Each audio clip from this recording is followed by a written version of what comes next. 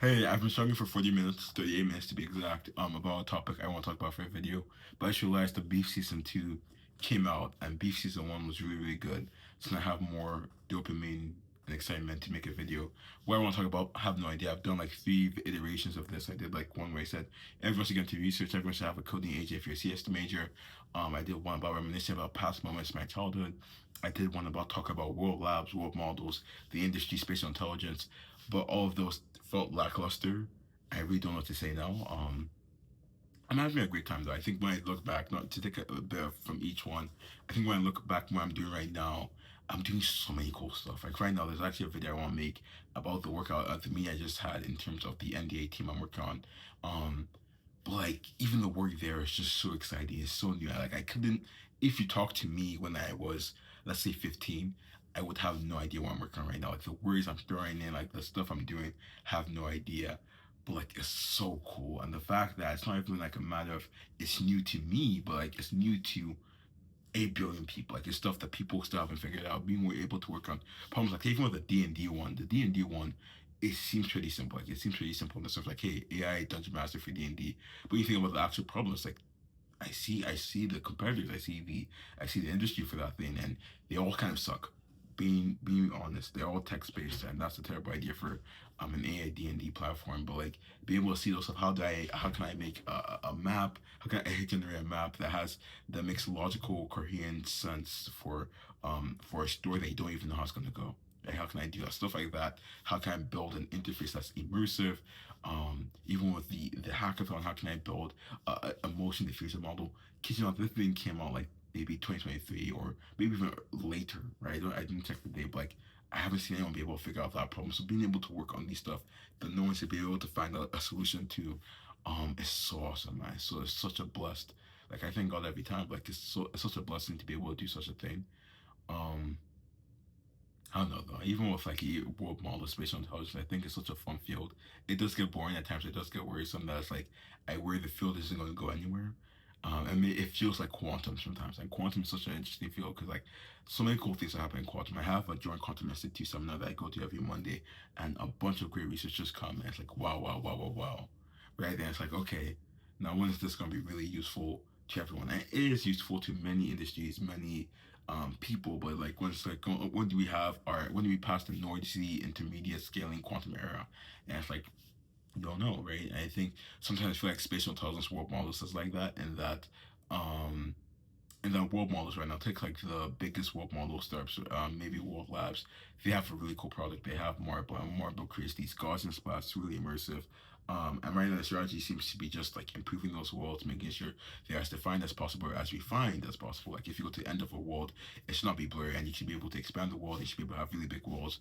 And I think about that, like that's awesome, and that's a really great big first step. Like what's next? Because now it's like I've seen what people build. I built my own things with Gaussian splats, and now my question is, okay, with other companies, because Nautica, Spatial Nautica, I think that's the name. The company that has Pokemon Go.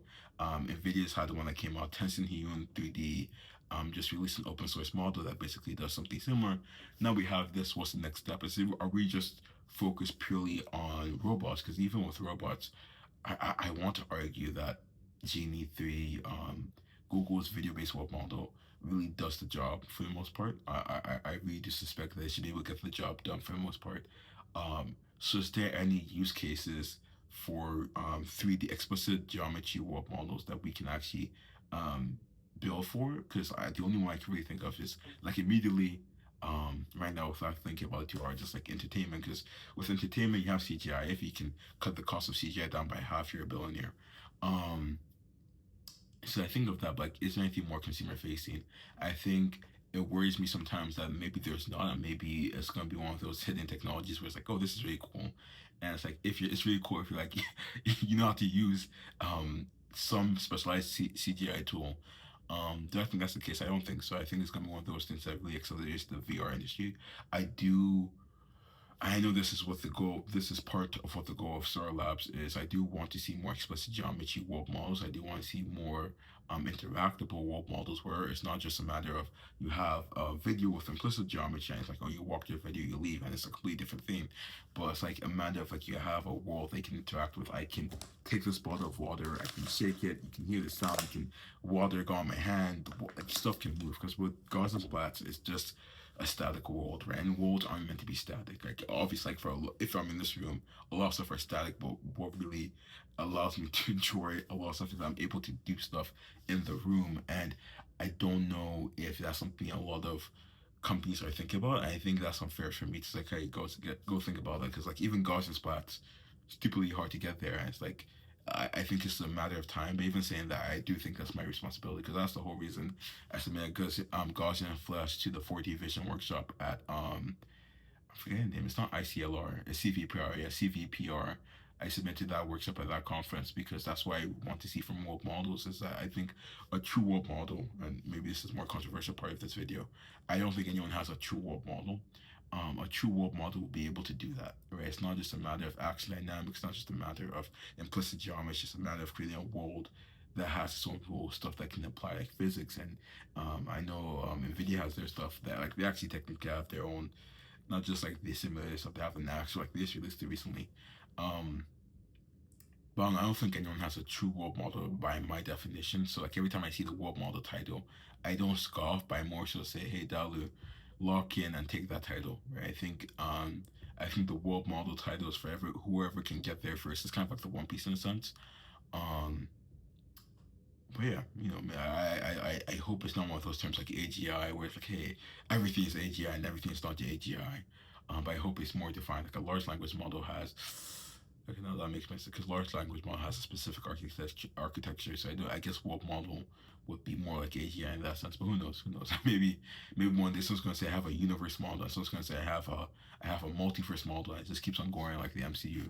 Um, but I think that's just something that it's nice to pay attention. I think science feels also daunting feel because like there's times where I can think about all the use cases from consumer to business. Then there's other times like does this really have a use case? And I think if you're in the VR industry, you'll be feeling similar things. But I don't know.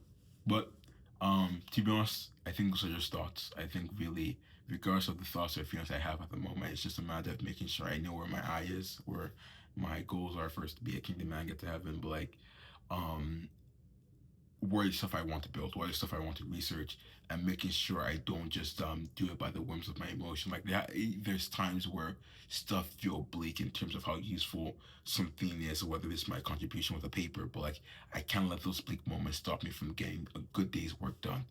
And that's something I'm still learning. I think I've been fortunate to do the stuff I've done in my past and today to have those moments like with animation. Animation is a great example. I'm going to close off the video with this when I was younger, I think when I was 15, I was really into animation. I had a drawing tab. I'm really grateful for that from my parents.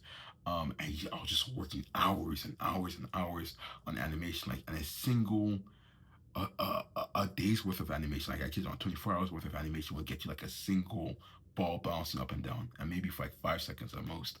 And I think stuff like that really do prepare you for stuff like this, in that you can't be you have to be able to appreciate the small contributions, the small steps while seeing the bigger picture. Cause I kid you, anytime I saw a ball bouncing up and down, I saw a feature length film where I was like, okay, the ball bounces up and down, and maybe that's the start of the story. Maybe that's where the scene cuts in, and maybe like you have a background or you have a background color, and then you have the main character, you have a story, you have some music. I think about that, but I'm still able to appreciate the ball bouncing up and down for 5 seconds. And I think that's what I really have to do here is be able to appreciate the small things while still being able to see the bigger picture.